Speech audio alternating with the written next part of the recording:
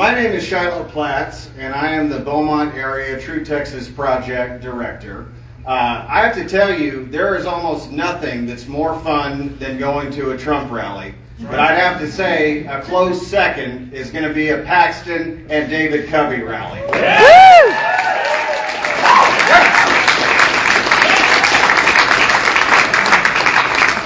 The man that I'm about to introduce to y'all really needs no introduction. He's our most effective, strongest weapon against the radical left Biden administration. And so, folks, without further ado, it is my honor to extend a Southeast Texas welcome to Attorney General Ken Paxton.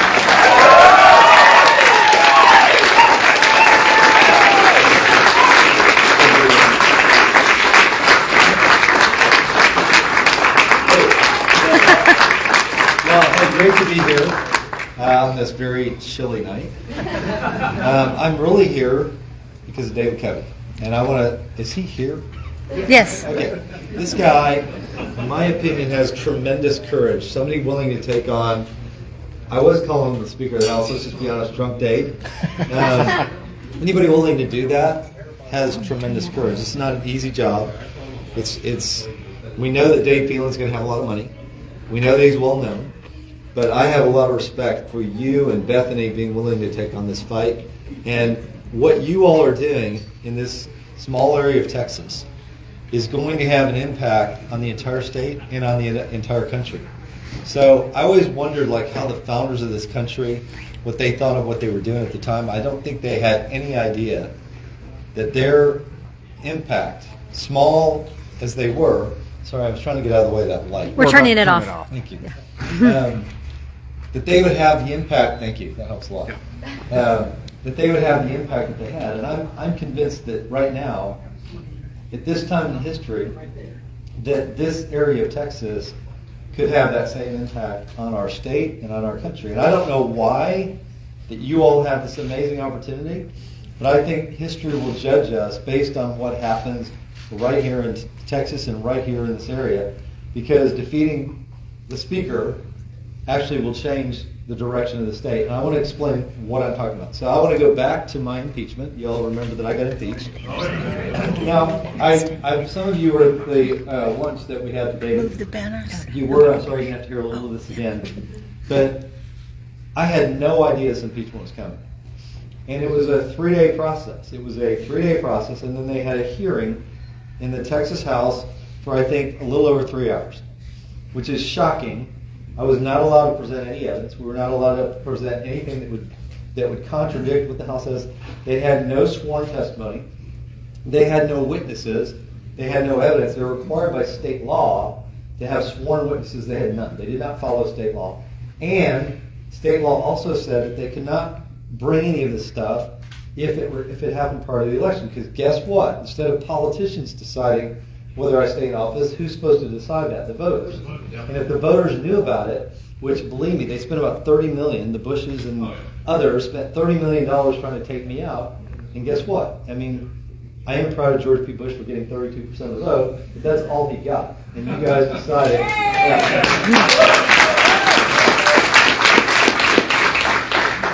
So there I was, 3 days.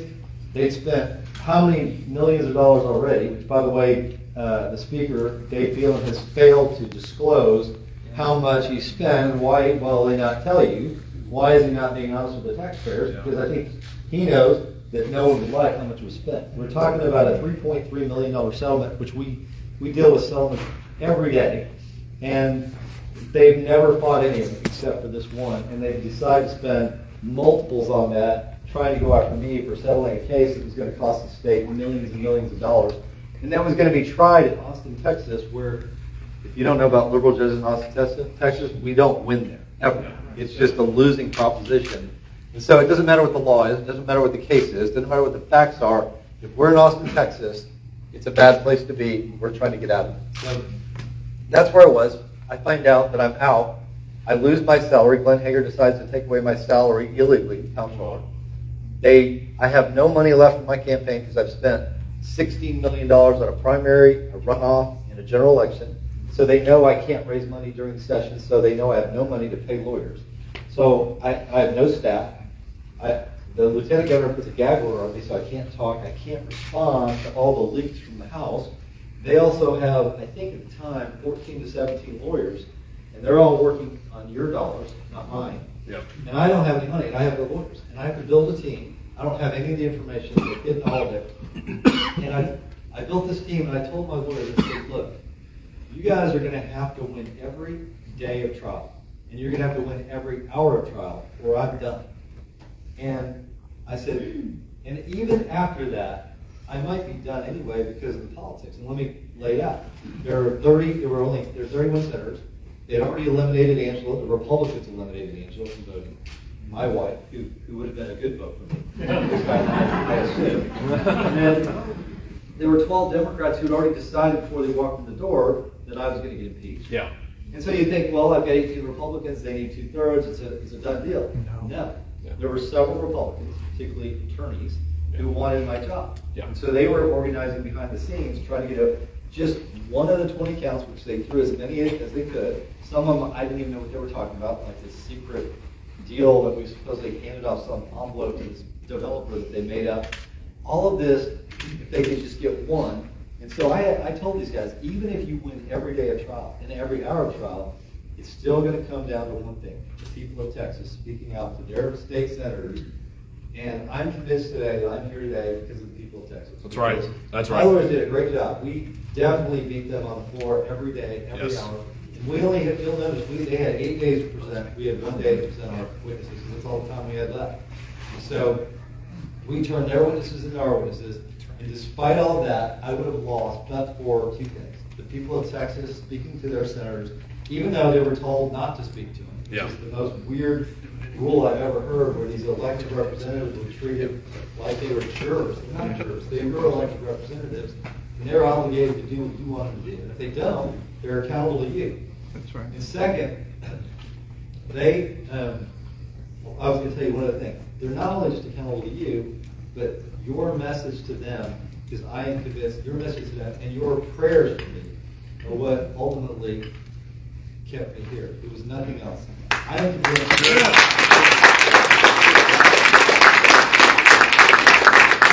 There were over 100,000 people praying for me during that time, from all over the country. Yeah. People I did not know, everywhere I went, people said that. Yep.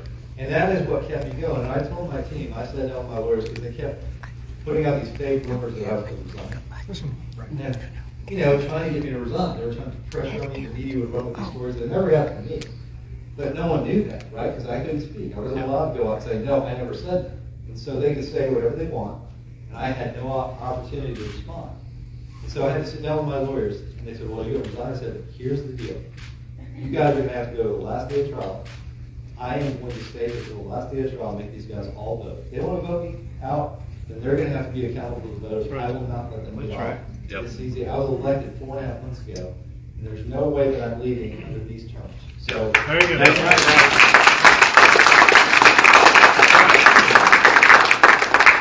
I'm here to tell you that story. That I'm here because of you.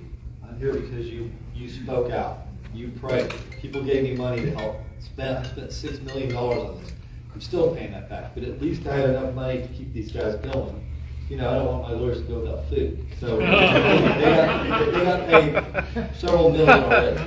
So, but we have this opportunity now. I was talking earlier today. I said, I feel like, not that I'm comparing myself to Joseph in the Bible, but I feel a lot like that story where Joseph was sold into slavery by his brothers. They didn't care if he lived or died.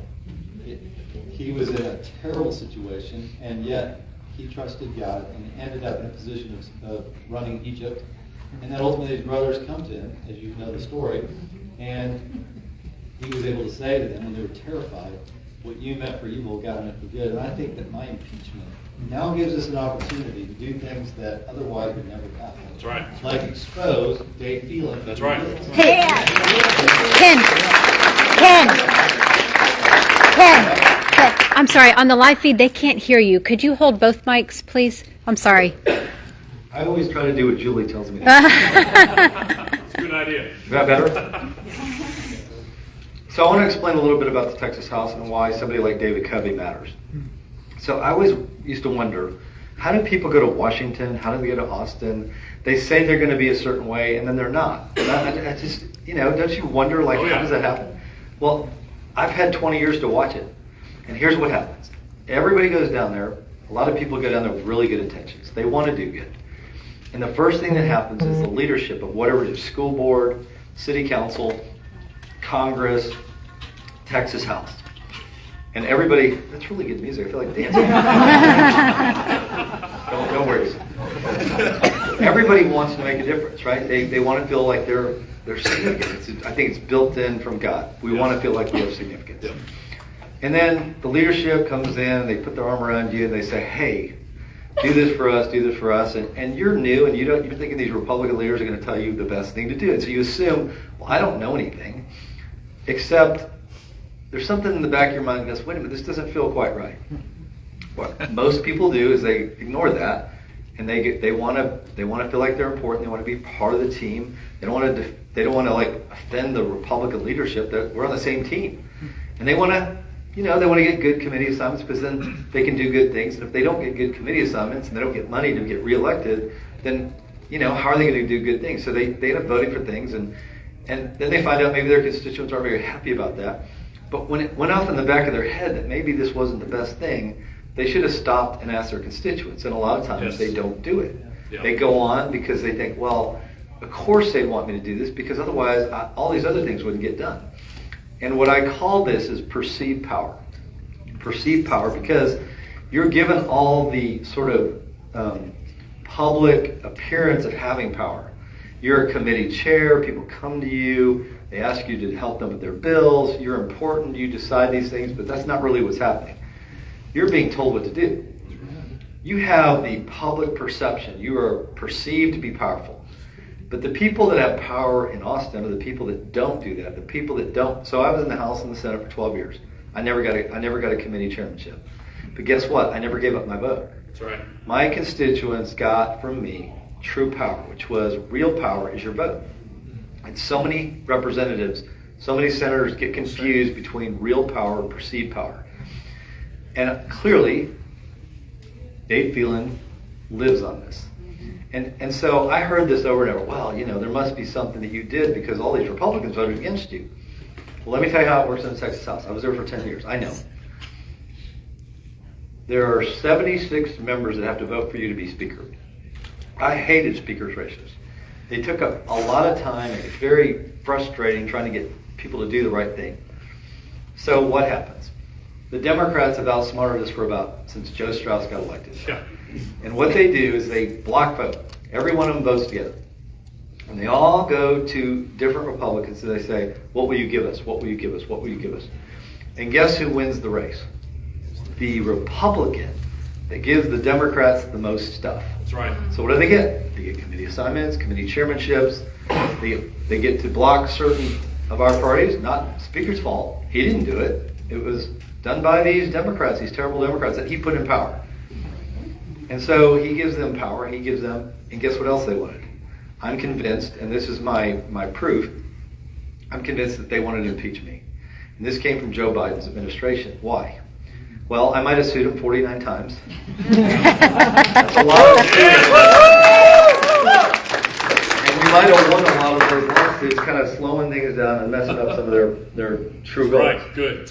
So that was going on, and I think they went to the Democrats and said, get rid of Paxton. And Dade Phelan said, okay, that's what I have to do to be Speaker. You guys are in charge. I want to be Speaker. And so then he gets, all he needs is 10 Republicans to go along with him to be Speaker. And then everybody piles on because they all want to be important. They all want the perceived power. And so you get all kinds of guys that started off in the right position, like a guy named like Jeff Leach, Yep. who decided, no, I'm willing to sell that out, and I'm willing to impeach Ken Paxton and go along with this little show. Yep. And that, so then the media can present the story that, oh, it's a bunch of Republicans doing this. That's just not how it works in the Texas House. That's right. So here we are today. Dade Phelan's killed all these important things related to the border. He's killed all kinds of things related to election integrity.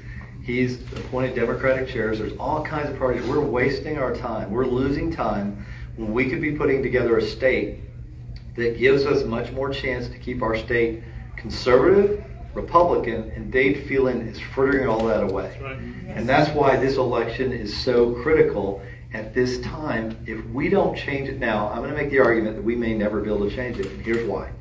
Because of a decision made, now I'm going to pull the Texas Court of Criminal Appeals. How many of y'all have ever heard of them and know what they do? Heard today. Yeah, so, okay, you already heard me this morning at lunch. Do not raise your hand. That's unfair. So, the Court of Criminal Appeals, we're very unusual in Texas. I think we're one of two states that has a bifurcated judicial system. We have the Texas Supreme Court, and when you're in district court, you always have the right to appeal to the Court of Appeals. Court of Appeals rules the wrong way. You can appeal to the Texas Supreme Court on the civil case, but they don't have to hear it. They only take a few cases. The same thing is true of the criminal side. The Court of Criminal Appeals, 9 members, 6-year terms. They're all every 2 years. There's 3 of them up. They are the final say in criminal matters if they take it. So 2.5 years ago, 2 years ago in December, the Court of Criminal Appeals, 9 of them, it was 8-1, struck down a statute from 1951. And the statute from 1951 directed the Attorney General to prosecute voter fraud. Okay, why is that important? Well, it's odd that they would strike down a statute the legislature passed 71 years ago. There's thousands of cases of precedent that they've agreed with where we prosecuted voter fraud. Now, I don't know why the legislature decided to do that in 1951. I'm not that old. My guess is that local DAs didn't do it. And in this case, George Soros has done a really good job of electing district attorneys in our liberal counties, whether it's Austin or it's Bexar County. Those are George Soros elected DAs, and they will not prosecute voter fraud. So how genius was this? You elect all your DAs. He's done that over the last 10 years. You randomly put together a Court of Criminal Appeals that no one knows. And I'm going to ask, just like I did at lunch today, for those of you who are at lunch, please do not participate, because it's not fair. Well, actually, you probably still can participate. You don't know still the answer. So you can participate if you've somehow learned it. Okay, so how many of you all know all 9 members of the Court of Criminal Appeals? You looked. Just so you know, you should never be embarrassed, because I've asked this among the most educated groups in Texas who know what they're doing more than anybody else. No one's ever gotten all 9. How about 8? Anybody know 8? Okay, no one's ever gotten all 8. The most I've ever gotten is 2. Let's go to 2. How many of y'all know 2 members of the Court of Criminal Appeals? You can name them. You are unfair. This guy is a reporter. It is a good reporter. He's a But I'm not going to count you. How many of you actually know? 2. 2. Okay, and he's really, really educated. So, how about 1? See, okay, we've got a few that know 1. This is the problem. And George Soros figured this out. I think he put these members on there because nobody knows whether they're Republicans or not. They don't even know their names. Even the lawyers don't know who they are, except for the district attorneys, who we've got a problem with. So Soros gets this court, I believe, and they come out of the blue after 71 years, and they tell the Attorney General and the legislature that it is now, 71 years later, magically unconstitutional for the Attorney General of Texas to go to court. To go to court. That's what I do. They said it's a violation of the Constitution, separation of powers, because I'm in the executive branch. I'm not allowed to go to court. Okay, sounds kind of interesting, but that means that every Attorney General in the country has been violating the Constitution since the beginning of our country, including the U.S. Attorney General. One of my 4 jobs is to do such things as are required by law. What things are required by law? The things that the legislature passes. Court of Criminal Appeals strikes it down, and now the magic is done. The DAs aren't going to prosecute in the big cities. I can't prosecute. They almost took me out. I was the 3rd piece of this, by the way. The Court of Criminal Appeals has set it up, and so here we are. Anybody can cheat as much as they want in Texas. What's going to happen? Nothing. Nobody gets involved. And that's what they wanted. That's what the Court of Criminal Appeals did. So I recruited 3 people to run against the current Court of Criminal Appeals. Now, they're going to try to put me in jail for doing this, by the way, but I don't care. My own attorneys told me, you better not do this because they will put you in prison. And I said, let them do it. I'll speak from prison. And so we have 3 people running against the current court. I want to give you their names, and I want you to tell every friend you've got, because nobody knows who's running. And so we can win this if we get the word out. So we're working on now. David Shank, please write this down if you can. David Shank, Lee Finley, and Gina Parker. Anybody need to repeat that? Gina Parker, Lee Finley, and David Shank. And we need you to go vote in the primary to get them out. Okay, so Parker, if we don't take this back, I'm convinced that we lose the state in a couple of years. 2 to 4 years, 6 years, I don't know how long it takes them to cheat it. But what we stopped in the Trump election, the same thing that they were trying to do in Georgia, Michigan, and Arizona, they tried to do here, and we stopped it. This is their way around it. Court of Criminal Appeals was the answer. And so how does this tie back to the Texas House? Well, I asked the House and the Senate to reauthorize me to prosecute voter fraud, because it would give me time, take the Court of Criminal Appeals a couple more years to strike it down. Meanwhile, I could continue to prosecute voter fraud. Well, the Texas Senate reauthorized, got over to the Texas House, it wasn't going anywhere. I called the Speaker's office, he wouldn't call me back, he never called me back. He doesn't have time, he's busy, he's got things to do, he's got a few drinks to have. So I find out from his staff that they don't have time. They don't have time to pass this bill. Because, they're so busy working on my impeachment. So instead of doing that, they impeach me. And so if we don't get this passed in the Texas House next time, in the Texas Senate, and get these court members changed, we're going to lose the state because we're not going to be able to stop voter fraud. So that's why I'm out on the road. That's why I care so much, because I know I'm the only one really speaking out on this. That's why they want to put me away. Because we have to protect Texas. And it's guys like David Covey who are going to go down there and undo what the Speaker has done. That's right.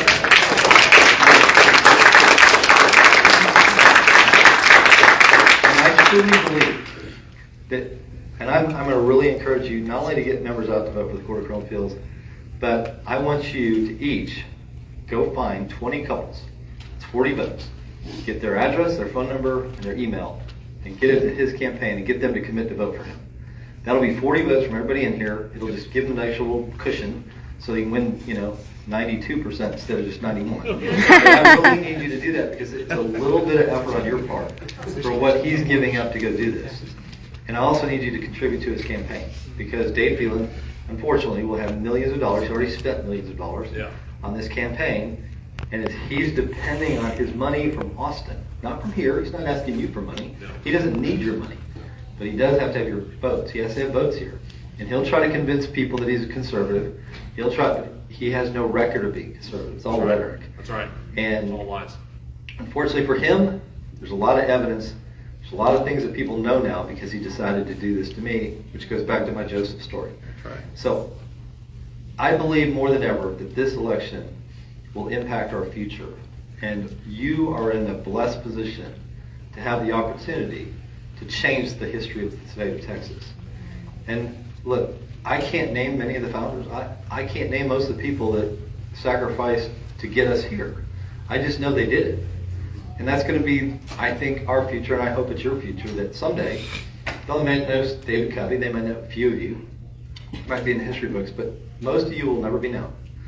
But we all get judged someday, and we can all know, the day we die, that we made a difference in the state of Texas. That's right. And this little group of people can change history. I believe this group should change history. Yes. And you're going to be accountable for whether you've done it. And so I'm encouraging you. I'm doing everything I can. I would not be out. I wouldn't have left at 8 degrees in McKinney this morning to come here and drive all the way out to Beaumont had I not believed this is super important. And I'm going to be doing this all over the state. I'll be in Rockwall tomorrow. I'll be in Greenville at night. And I'm going to keep doing this until the primary is over. And if we get into runoffs, that's even better. Yep. But we can beat Dade Phelan, and we should beat Dade Phelan. If you guys do your job, I guarantee you, keep praying for him, keep praying for me, and we're going to win this election. That's right. Thank y'all for coming.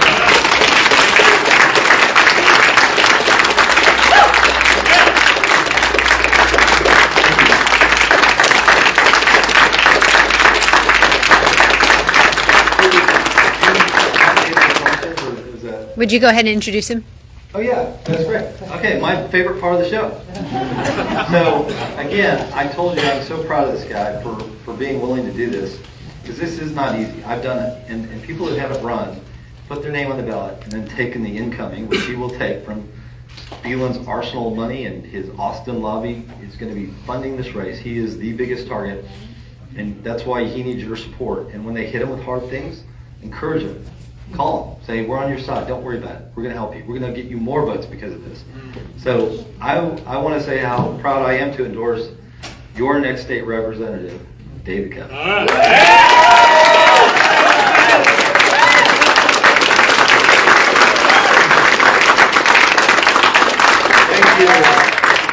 Thank you, everyone. There's really been one man at the forefront of fighting the woke, liberal, globalist agenda of the Biden administration. There's been one man who has been legislating and protecting Texas from legal battles. And there's one man who has persistently continued to fight for Texas values, and that man is Ken Paxton. Thank you.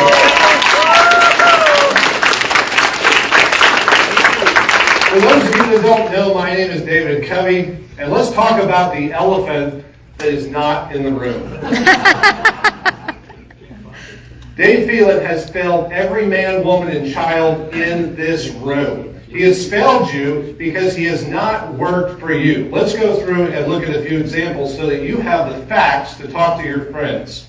First off, Dade Phelan has failed you on the border. That's right. After 9 years in office, he continues to throw money at a problem. And when you look at the news reports, you see that the crossings and encounters at the border are at an all-time high since the year 2000. And so Dade Phelan has increased spending 600%, which he's proud to remind you. But at the same time, the encounters have gone up to an all-time high.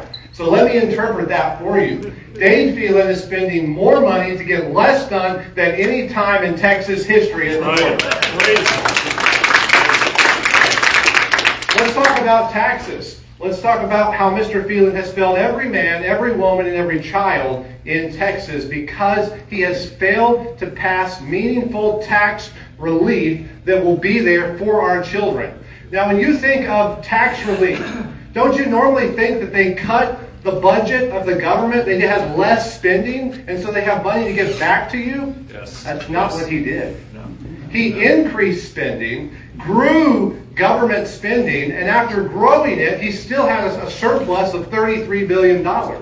And that surplus, they decided to give $12 billion back, which is about a third, and you're supposed to be happy to get a third back. But remember, Mr. Phelan wanted that money to go to corporate tax relief and did not want homestead exemption tax relief. Right. And he did not do it in the constitutionally allotted time of the regular session. He had to be drugged back 4 special sessions because he would not do the work that the people of Texas demanded. Yeah. That's right. That's right. Mr. Phelan, though, has failed Texas in other ways. He killed a bill to ban CRT in higher education. You know what CRT is? It's critical race theory. It's a liberal bunch of mess. And he killed a bill to ban that in higher education. He also killed a bill to ban taxpayer-funded lobbyists. That's a bill that should have passed. He also killed a bill to allow and empower parents to choose the education of their children. He was not standing with the parents of Texas. And Mr. Phelan continues to work with Democrats and empower them in places of importance so that they can advance their agenda. Now listen, why do we go block walk? Why do we work so hard to elect Republicans? It's because we believe in our platform. We believe that the work we put into this platform and our principles and our legislative priorities are important, and we expect our elected officials to follow and enforce those and pass them in legislation. Isn't that right? Yes. And why would you put blood, sweat, and tears into the effort to get these priorities passed only once we have success within our grasp to give powerful committee chairs to Democrats? Yeah. Some of them from Black Lives Matter. Why would we do this? Except, as General Paxton said, we've sold our principles for the sake of staying in power. Yeah. And so, just a few days ago, Mr. Phelan was here in Beaumont explaining to Republicans, I wouldn't want this job, why he appoints Democrats to chair committees. Because it's fair, is what he told us. Because it's fair, and because every speaker has done it, Yeah. right? It's tradition. Friends, at one time, slavery was a tradition here, but a Republican stood up and said, enough is enough. Every man is created in the image of God and has equal rights. And that's what we need to do here. Republicans need to stand up and say, enough is enough. It is time to advance our platform and our principles, and we have the votes in Texas. We just need the moral courage to follow through.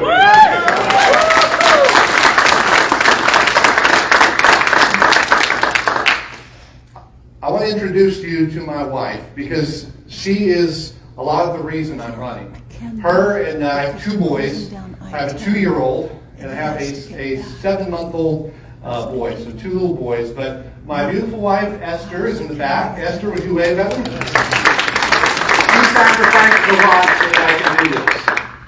And I want to thank all of you for coming out. But this is an important election, and we are giving it our all. And we're not going to leave any stone unturned until we win this fight for you, because we're fighting not just for Southeast Texas, but for the rest of Texas, because we have a speaker who is undermining selling out our state. Yeah, right. And so if any of you can join me in doing just a little more than you're doing, please do. Please see me after this meeting. You can, for those who are streaming online, it's coveyfortexas.com.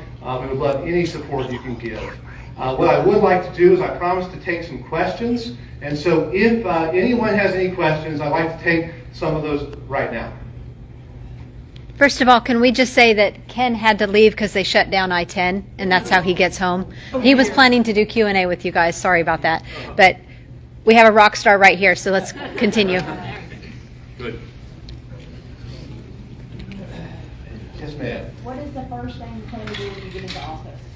The first thing that I plan to do when I get in office is the first vote I'll take is on speaker. And I promise you, I will never vote for a speaker candidate who is backed by the Democrat caucus or who they're trying to put in power.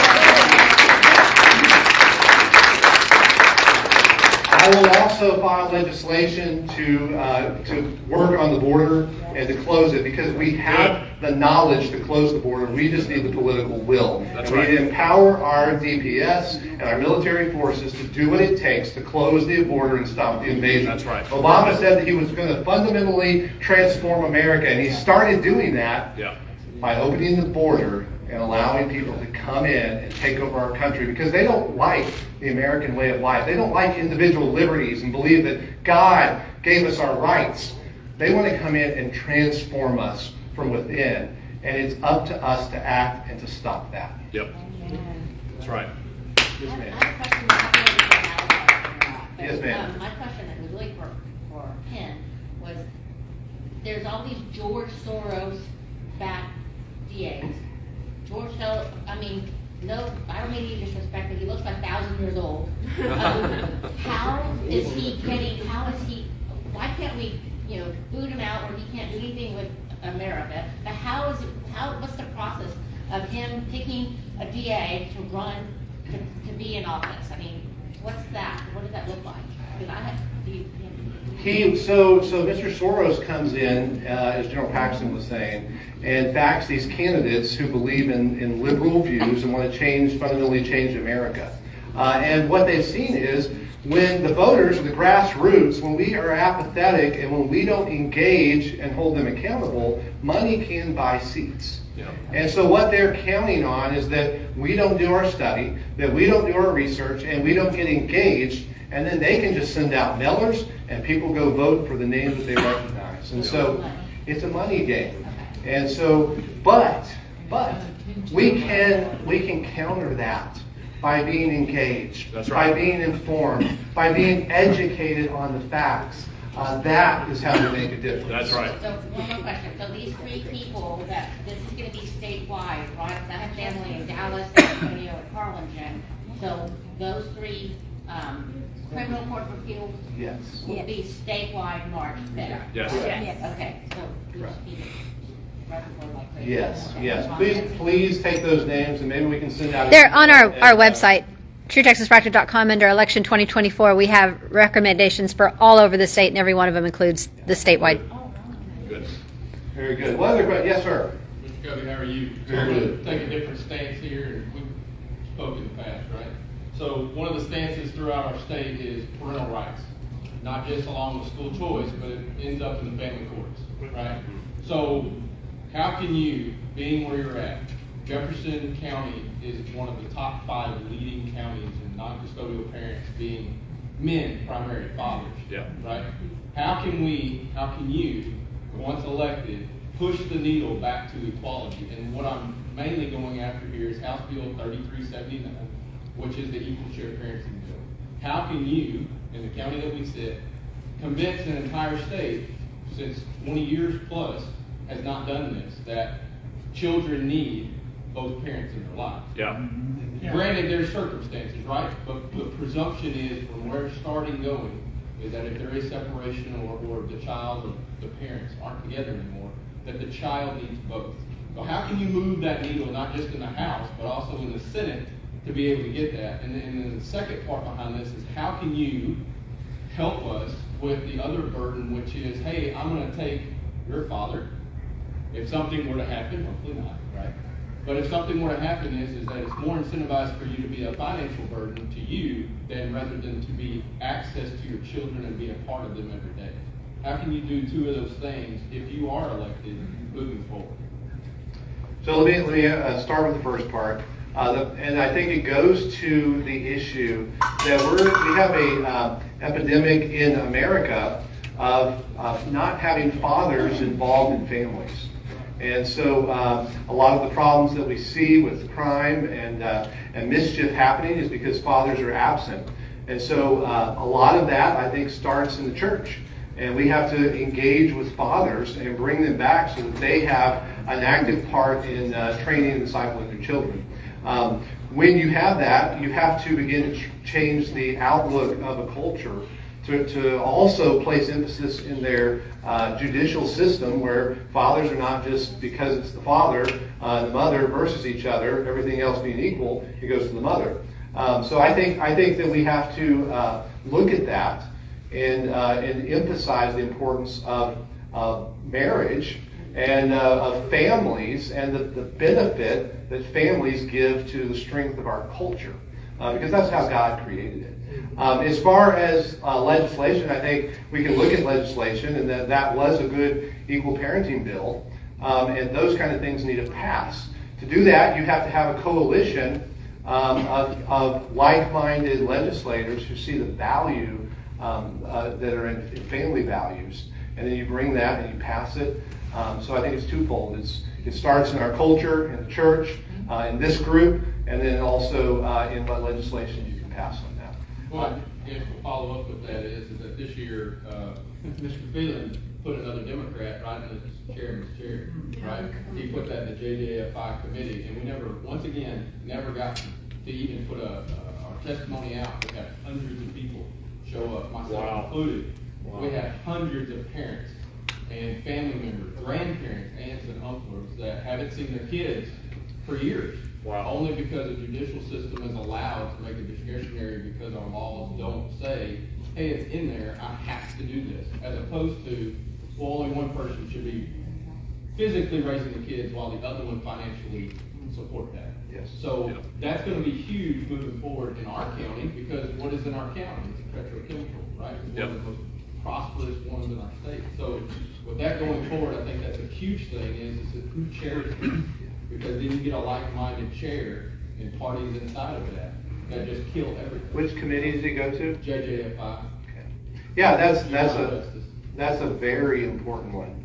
And he also appointed Democrat over criminal jurisprudence. That's right. So that, of course, we'll entrust the Democrats with what happens in law enforcement, because they love law enforcement, right? And then we also put a Democrat over, the environment, because they don't have any designs to use the environment. So all of those come back to, we have to win. And these things are addressed also in the Republican platform. Yeah. And so let's get people who take the platform serious and who have integrity and will go and do what they say they're going to do. Right. And I will. You support equal share transfer. You support that both kids should have access to their parents. I do. Yes, absolutely. Thank you. Yeah, Appreciate thank you.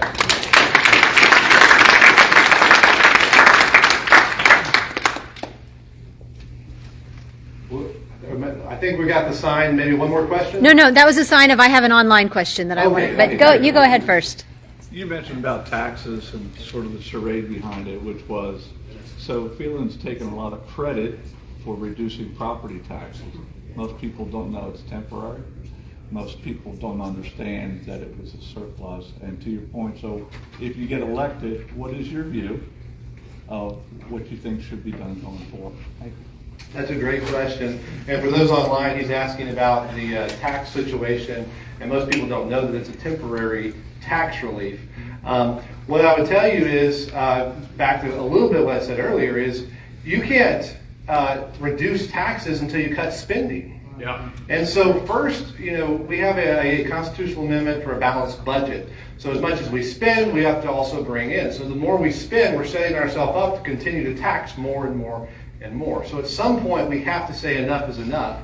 And we have to go into our agencies and begin to do zero ballot budgeting, where they go back and they have to justify every dollar. They don't just get to start out with the amount that they got last year. They need to go back and justify it. We need to sunset some agencies. Absolutely. We need to go into the places like the DMV, who are running so inefficiently that they're not serving Texans, yet they have a huge amount of funds designated to them. And we need to either close them down and start over, or we need to do an overhaul and fix these agencies, which are wasting taxpayer dollars. So it's a comprehensive plan, but first you have to cut the spending and roll in excessive government spending. And then you can start to move and put yourself on a path to eliminating property taxes. Because my view is that property taxes are to be immoral, because you can never own your land. Right. And so there needs to be a way to pay for our services, the necessities that we need from government, without it being a eternal tax on your land.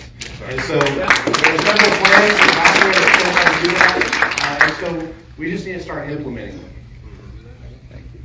Online question. Okay. What are your plans for protecting the sovereignty of Texas in addition to closing the border? So the federal government is having a lot of overreach into Texas. They're trying to tell us what we can do with guns. They're trying to tell us what we can do with our water, what we can do with our land.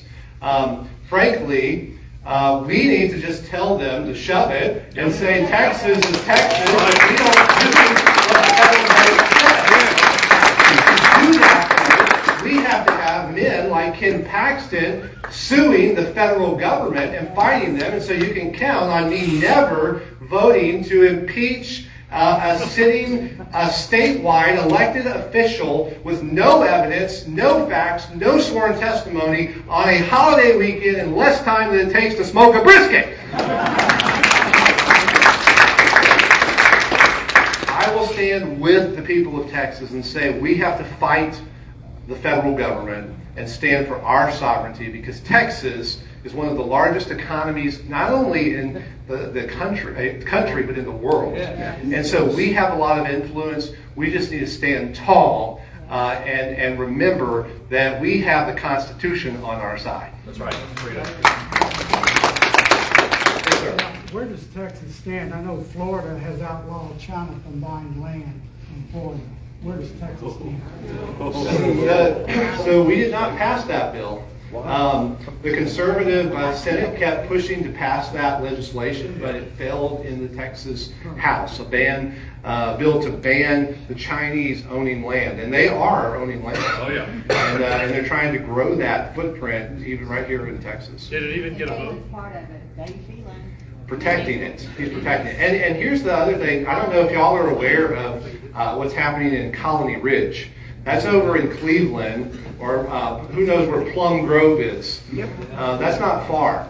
And that is a settlement of illegal immigrants coming over here and basically establishing their own way of life and not following Texas law. Yeah. But state lawmakers are making it allowing that. That's right. And so we need to shut that down because that could happen here. Yes. And what's happening is they've also basically overwhelmed the education system in those areas and the healthcare systems, where a nurse was telling us that you can't even get healthcare there because it's so overwhelmed by people who are not paying taxes and are here illegally. That's not right. Texans should be able to be served by the tax dollars that we send in. That's right. Yep.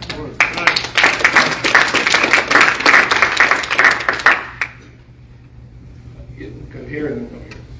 You mentioned a second ago wanting to eliminate property taxes. I know that was, I'm a big supporter of that. I know Don Huffines was supporting that in his race for governor. Yeah. What's your view on the current governor, on Don Huffines' race? Any thoughts on that?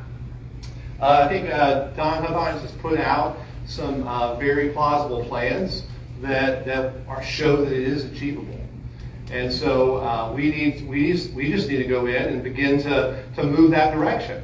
And as long as we continue to grow spending, though, with our surpluses, instead of putting that money toward a plan. I mean, this was the ideal year. Yeah. Once they grew government, they still had $33 billion in surplus. This was the ideal year to go in and start reversing the trend. Instead, we just put a little Band-Aid on it. Yep. And so that I think there's a good plan out there that we can follow, and I think that's just going to take a will to go and do it and implement it. But I fully support it. So I don't know if did that answer your question? Yeah. Okay. Yes, ma'am. I went to a Republican meeting in Fort Natchez and I didn't know Dade Phelan was gonna be there because I went to see a friend and he was. But in that, they said that Nichols and somebody else came down here and met their group and told them that Colony was A-OK. There was no cartel there. And I'm sitting there going, yeah, right. Yeah, exactly. And that's what Who said that? Nichols. Okay, so Nichols told us the power. obviously, I shouldn't get involved in calling other people racist, so I will.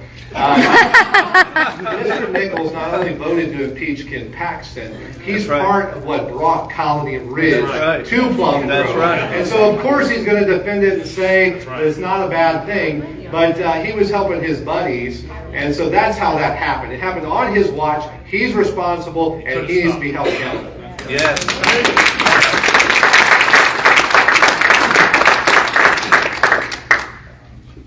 We have time for one more question, Julie? And I have another online one. Oh, another online. Let's do online.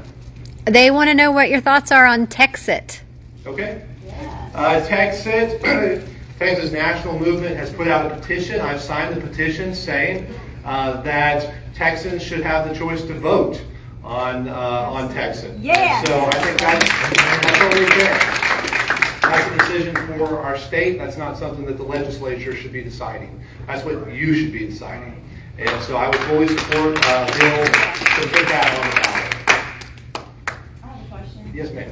So when you get into office, because we know you are, so what are you going to do about the machines? Like, we want paper ballots, 24-hour voting. We want the machines gone because we know that's where the corruption's coming in. Yeah.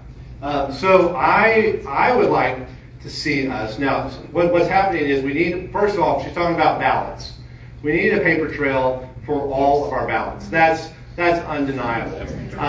Some machines print off and give you a ticket, and then you go put it in. My personal preference is to have a paper ballot, to have a pencil, and you go and you fill in the oval, and you drop it in the box.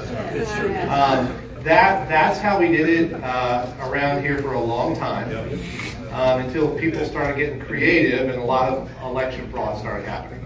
And so I think there's usually legislations that file, but I would support legislation to go back to a paper ballot.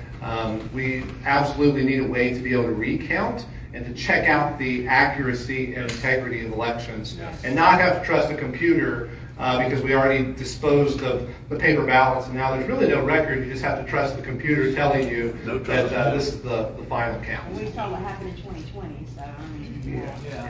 No trust. That's right.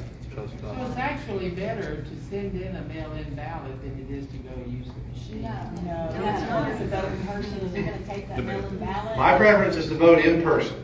One day. And to go in, fill out your ballot, put it in the box. We also need to do something about this 2 weeks of early voting. Yes. That allows too big a time That's right. for voter Yes. fraud. Yes. How about it be a holiday, so that way people don't. So, and just for those online, we're talking about election integrity and talking about the ballot process, and shortening the voting period so it's not 2 weeks, which allows you to have more opportunities for fraud. Another thing that we need, though, is all of us to continue to be involved. I know many of you either work in the elections, you're judges, alternates, administrators. We need that. We need good people to be in there, and that really holds the line. When you look at some of the integrity problems, we don't have them in our area, some areas, like they do in Houston and Austin. So, but we need people to stay involved, and we need you to be those judges and alternate judges and be willing to participate. And that takes time. But you can get something like $9 an hour. Think about that. Question back here, and we'll close here. Yeah, several of the blue states are now forcing people to, are telling them they're gonna start putting invaders in the homes that they're holding in full of kids and stuff. What is the chances that they're not gonna try and, the federal government try and push like that to be done here in Texas, that if you've got all your kids are moved out and gone and started their own families and all of a sudden say, well, you have 2 rooms that's available, you're going to put invaders in. New York is How do they know That's you got 2 insane. rooms? Third Amendment? I don't, Yeah, but. we're past the point of me disbelieving that the federal government would try something. So, we've got to be able to fight that and be ready. That's why it's also important, state representative is very important in this area, but your county commissioner race, your county judge, your sheriff race, these are important races. And so these people are the front lines, and we have to get those right, because when you get those right, it really gives you a bulwark that stops a lot of this fraud and a lot of the overreach that you're talking about with the federal government coming in at the local level, which that's ridiculous. Yeah. So, Sounds like Dr. Well, it's also Shaw. a fight for Ken Paxton. Yeah. yes. That's the only one who protects you from that. And Ken Paxton needs to be in office so that he can fight those battles. Yep, that's right. Not taking him out with no sound. Yes, ma'am. Well, my comment was, I've lived here in Jefferson County almost since I was able to vote. And I know that other counties don't open their polls on Sunday. Why must we? That's decided at a county level, so that would be a question you could go to your county officials and say, why are we doing this? A lot of the times they do it so that certain areas of town can go after church and vote. And so, but that's a local decision that just, you need to talk with your, talk to your county commissioner. Yep.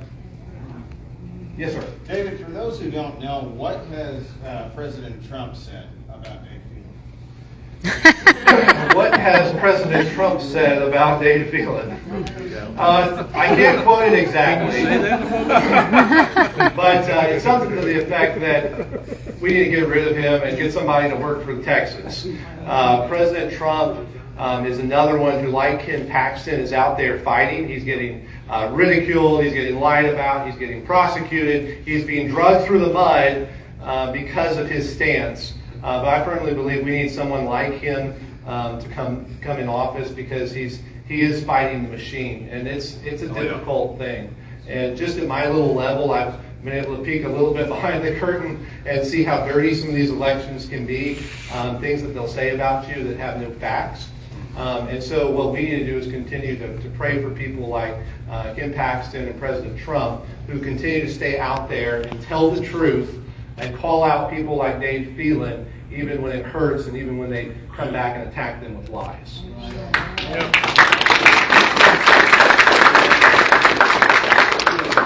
Yes, ma'am. We've heard you talk about a lot of different areas, and I would assume that most representatives have areas of interest. What would you say were your top 3 priorities, areas of interest? So, because of my boys, every county with this invasion of our border has become a border county, Right. and every person in the county is a first responder to this crisis, because we're having to watch out for our kids with trafficking, with the drugs coming across. So for me, that is a huge safety concern for my family. Protect your family. So that, to protect my family. That's number one. The second is election integrity and making sure that our voices count, because if our voices don't count, what are we doing?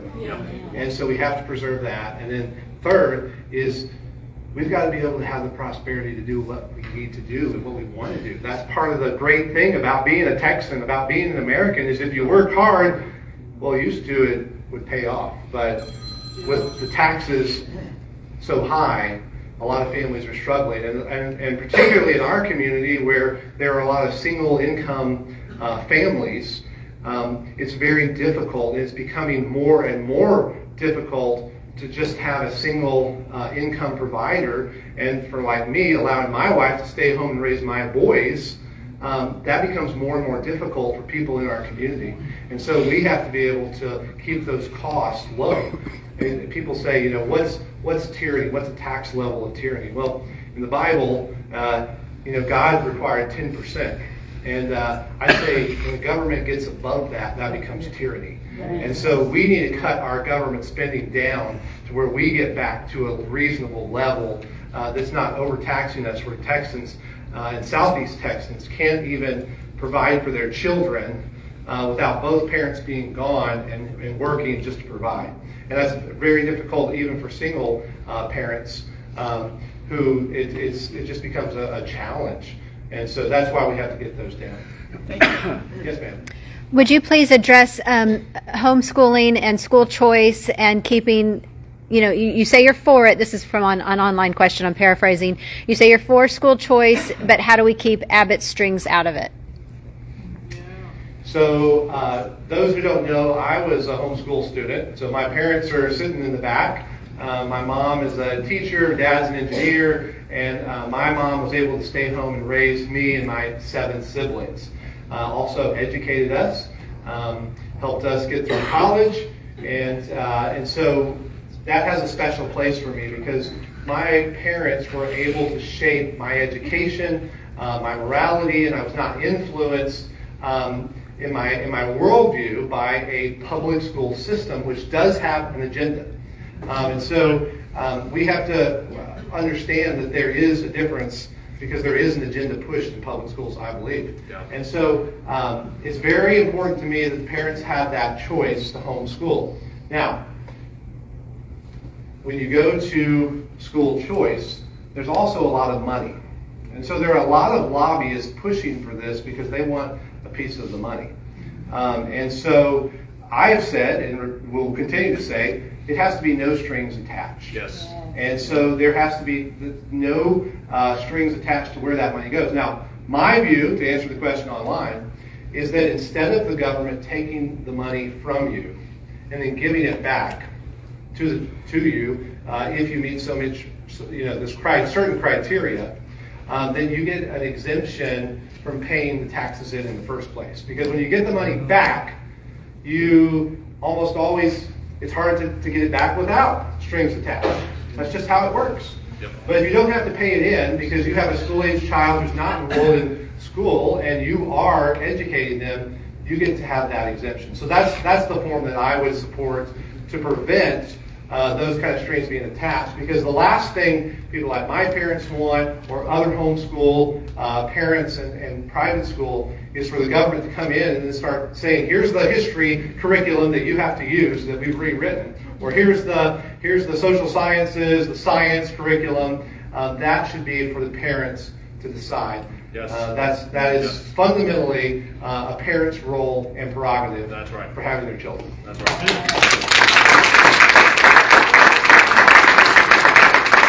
Why don't you take one more audience question, and then I have a personal question, and then we'll call it quits. All right. One more audience. Someone who hasn't asked. What's your feelings about the Governor Herod and NRA supporting that? Well, Gun Owners of America gave me an A+ rating. I'm very proud to have that. The organization that does not compromise and just endorse people because of their power. My feelings about the NRA are that they've gone astray, and that makes me sad. Yep. Yep. And but it hasn't just happened. This has been happening. Yeah, for a decade. And so I'm not surprised at it, but I'm disappointed. So, and then Okay, so Fran and I have spent hours and hours and hours interviewing candidates from all over the state. And one of the number one things we look for in whether or not we choose to support a candidate is how is their actual campaign going. And I would like you to kind of fill everybody in on what it takes to have a campaign successful and where you need help. Thank you. That's a great question. We have been very, very blessed. Let me first say this campaign is not about David Covey. That's right. This campaign is about Southeast Texas taking our voice back. That's right. And so I am very clear that this is not about me. This is about you having a voice and making sure that we represent your values. So that's why so many people, even in this room and around our district, have volunteered. So you heard in the video, one of the most effective ways to win an election is to block walk. And so we are out knocking on doors, meeting with voters. That's something Mr. Phelan doesn't like to do, is answer questions about what he's done. But we will answer questions, and I will talk to the voters. And I want to listen because it is a job of representing, not legislating when that's not what your district wants. And so we're out block walking, we're meeting people, we're putting up signs. It takes a tremendous amount of time. It can be scary if it's your first time. It's not necessarily comfortable. How many of you have gotten out of your comfort zone this campaign? Okay, yes. And so you're doing things you would have said, I would never do this. But you know it's making a difference. That's right. And so that's why you do it. Yes. And so for those that are still looking for a place to fit in, if you can't walk, you can drive with us. If you can't drive, you can make a phone call. If you can't make a phone call, we'll have you do something. Pray for us. Yes. Everyone can do a little bit, and that's how we win this election. It takes a tremendous amount of energy, a tremendous amount of time and funds. I'm doing my best to get the funds and put the energy in, but I need as much help as I can to get the word out and spread the truth, because a lot of money can buy media that tells one story, but what we can do is to go mouth to mouth and tell people the real story, and that is the facts. And when you stand on the facts and you stand on the truth, you always win. I believe that. So God bless you, and thank you for your time tonight.